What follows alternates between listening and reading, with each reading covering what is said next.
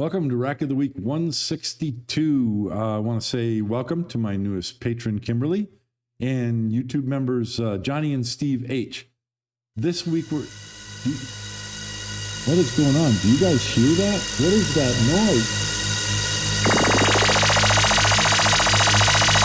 noise? Wow, that was weird. What just happened? I don't know. So anyway, wait.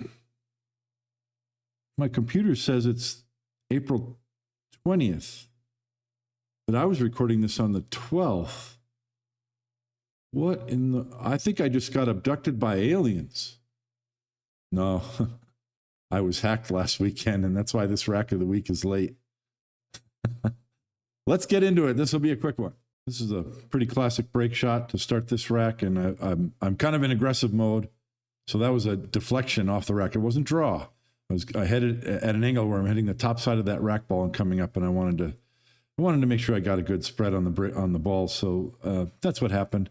Let's do a real quick bit of rack analysis, which you can see me doing as I'm walking around the table here. Only 3 balls left in the rack area. That's pretty typical when you hit it that hard. It looks like I've got a break shot here. Maybe with this stripe ball, I'm not sure, but one of these balls could be moved into a position for a break ball as well. Got a few easy shots. The 15 is a blocker that blocks several balls from going in this pocket. I've got to remove the 1 ball before this ball goes. All in all, it's kind of the rack that you would really love to have the balls spread this wide at every single rack. So I'm walking over to the foot of the table because I'm taking a look at access to that 15 ball. I've got a couple of different shots that I could choose from right now. It looks like I could shoot, well, maybe I don't have room to shoot this 15 right now, but I've got a real easy shot on the 7. I'm not going to choose the 7 for the reason just mentioned. You want to shoot the 1 ball here because then the four ball goes. You're always thinking about paths to pockets. And the principle I'm talking about today is short side, and that's going to come up in a second. So right now I'm not planning too much beyond this. I know that the 5 is probably my break ball. I've got tons of options because the balls are so wide open. I want to remove the 15. That's what I'm doing. So this is a kind of a 2-shot sequence. I'm going to shoot the 1 and come over here, and I may want to go 1, 3, 15. I'm not sure what I had in mind, but first shot of the rack, I kind of strike this poorly, a little bit lucky to make it. The way I struck it, it almost looked like I'm trying to draw back above the 7, but it looks like just maybe yeah, I'm just trying to roll it and come over for the 3. Didn't get there, but it's not an emergency. So that's one problem taken care of, which means I'm gonna remove the 15. Now the only thing that remains is this. So I've got a break ball. I've got a cluster of balls next to them and a couple balls below them. So this is kind of clustered. We want to kind of free up some lanes here and free up those balls so we can develop an end pattern. And I see an opportunity here. It's a double opportunity. I'm just going to make the 15 and float above those 3 balls and the break ball. A lot of spin on that ball to bring the cue ball up there. And I'll show you what I'm thinking here. There's 2 opportunities here. If I get the right angle, which I did, I can use this stripe to bump these balls, and then I have the 3 as insurance, or the 10 in the side as insurance. If I didn't land just right on that stripe, I'm probably going to have an angle on this 7. And from there, I can probably play position for one of these balls to nudge those open, or now I'm getting too many yellow lines on the screen, or come across for the 3 and go up into those. And then I've got insurance balls this way, or the 10 inside is insurance that way. So primary on the mind, not developing a long-range plan, just shooting 2 and 3 ball sequences to try and open up these balls to where everything's open and has a pocket, and then I can develop an end pattern. So nudge those balls open. Perfect. Okay, now what are we going to do for an end pattern? And so let's see, how long do I think about this? Putting a little bit of thought into it. That's good. Obviously, nothing else became a better break ball, so this 5 is going to be a break ball. So what's the key ball? There's 3 possibilities. One would be the 8. That's pretty much right above it. Another one is the 9, where you bounce off the rail. And then the other, either one of these balls, the 6 or the 2, you can get that angle to go around the break ball and get over here for break ball position. So I want to preserve those balls for the moment, and I want to clear the area around the break ball. That's what's important. And so to that end, I like my plan. what I decided to do is simply to shoot the 6 and come back this way. I want to get the 14 in the side. If I get a good angle on that, that sets me up for this. And look at that, 3 shots, a 3-shot sequence, 1, 2, 3, and the 3 balls that were clustered around my break ball are all gone. Now, I got too much angle on this 14, and so I tried to bump it, and that was a mistake. I bumped it further underneath my break ball, so that was a mistake. And what should I have done? Let's back it up and take a quick look. Okay, so I made the immediate decision here. I got the wrong angle. Had I gotten straight or the cue ball had been over here, simple matter to pocket the 14 and you're on a 13 and it's easy. So don't bump balls unless you have to. So from here, why don't I just make a simple, the reason why I don't want to do a simple stop shot is because the cue ball is going to come here. It's going to be below the 13 and then I'm going to be bumping my break ball. But that's so easy to take care of. You just shoot the 14, cue ball stops here, shoot the 3 and come up center table. Now you're guaranteed to have a shot on this 13 without any risk, without bumping anything, and then you can develop your in pattern. So that was a bit of a mistake there, but it led to the theme of this rack of the week today is short side position. So I made a mistake, but all the balls are still open. You've got to look at this and not get too worried about it and realize that you still don't need to bump balls. This ball goes over here. So if we can play short side position, we can still clear this rack easy enough. Now the 3 ball is a blocker ball for that shot. So rather than being able to go right to an end pattern from here, I've got to deal with this stripe that I bumped into a bad position. The 7 ball, the 9 ball is a key ball to get the cue ball here to get the 13. If I can land straight on it in this corner, I can just roll forward.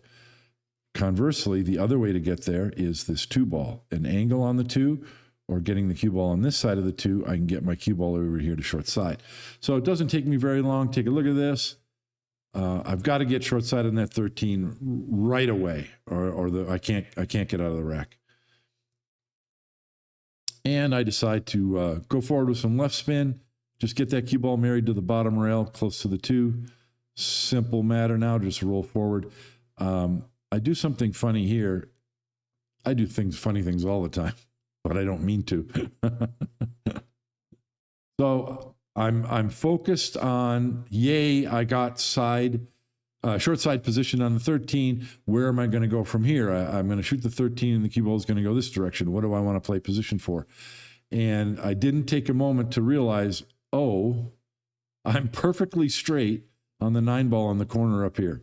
That's the correct shot. Because now you shoot that, then you have an angle on the 13, and you can go this way, or you can go forward and get the cue ball back and shoot the remaining balls. Unless if you are specifically playing these balls to use the 8 as a K2 to get an angle on the 9 to bounce out. That's fine if that's your plan. I don't like the rail key balls across next to my break ball like this. It just personal preference is all. I really don't like that. And so for a player like me who doesn't like that, I'm supposed to shoot the 9 ball right now, but I don't. So I made it a little bit more difficult for myself, but I'm just coming up to get the 7, and I want to stay below the shot line of the 7, which is easy to do. I want a nice big angle on that 7 like this, so I can come across table and get the 9. And I'm thinking I'm going to go 9. That's automatically sets you up for the 10. Then I can shoot this ball and come up here for the 8 in the side. That's my end pattern that I'm thinking about right now. So this went right where I wanted, and I didn't have to do that. From here, it's also super easy to shoot the 10, shoot the 4, 7, 8, 9, or you could go 7 and just shoot it softly and come over here and go 7, 10. Is that the 4, 8, and then 9 as you, that's fine. I just don't like those rail break shots. Rail key balls, rather. So I'm bouncing over to the side rail between the 9 and the side pocket. Speed control here. I want to keep the cue ball inside the shot line. I want the cue ball in this area so that it'll move this way. I don't have to go to the rail. Now I want to, I'm not saying this is a great pattern, but this is what I thought at the time. is that I wanted to use the 10 ball rather, to get on the 8. And I wanted to pocket this 4, come over here. Then I tap the 10 in the side and just float up here for the 8 as my key ball, and I can play a stop shot, and I'm on my break shot. That was my plan. So from here, if you're feeling good, you can play position between these 2 balls to get on that 4. I think you have a higher margin for error is for coming this way. Then you're probably guaranteed to have that angle to just come off of here for the 10 in the side. So, not the best patterns, but if you get the cue ball there, it can work. So I just barely got inside this ball again, the same way I got inside the 9. It's a really powerful angle, folks. You know, I'm just barely inside the shot line to the 9, and sometimes that's enough. That's enough to move the cue ball all over the table, even though it's just a slight angle. So I moved, and rather than going to the 10 in the side, I went to the 10 in the corner, and now I can get on the 8 ball for my key ball. So I think that was a heck of a lot of work to go through just to get a stop shot on the 8 as a key ball. But it worked out today. It might have been a higher percentage if the 9 ball was here right now while I'm shooting this 8 and then bounce off the rail. You decide. Okay, let's skip forward to this break shot. Oop, there I am walking over to the break shot. Now this time I have more angle. I'm guessing, and I don't recall that I'm going to go forward. This is a prime candidate to go forward, 2 rails out, come back to center table. Let's see if I do that. Probably had that on mine, and it ended up hitting the rack ball a little bit fuller than I wanted to. Still great result. Notice I didn't blast the balls, and that's because I've got those little donuts as my rack. And so generally you don't have to hit the balls hard to open them up. I've got a bit of a cluster in the middle of the table, but this is a very, very workable rack. I'll be using one of these balls below the rack, most likely to come up and open those. And so much for that rack. Stay tuned for Sunday, which is now going to be tomorrow. Second time in the history of Rack of the Week series, we're going to take a look at Jason Shaw again. So that'll be interesting. And so thank you very much for watching. I hope you like that. I was not abducted by aliens. I was hacked. And it's been trouble getting my life back together. And I wish that didn't happen. I wish I didn't let it affect me that much. And I was supposed to do a live stream today, and I missed it. And so I'm going to do it this afternoon. I was supposed to do a live stream yesterday, Friday, and I missed it. I'll do it today. So I apologize for that. Stay tuned if you're interested. I'm going to tell the whole story, and we'll get things rolling. Shortstop on pool is back. Thanks for watching. Remember, if you're going to play pool, play it straight. See you tomorrow. Bye.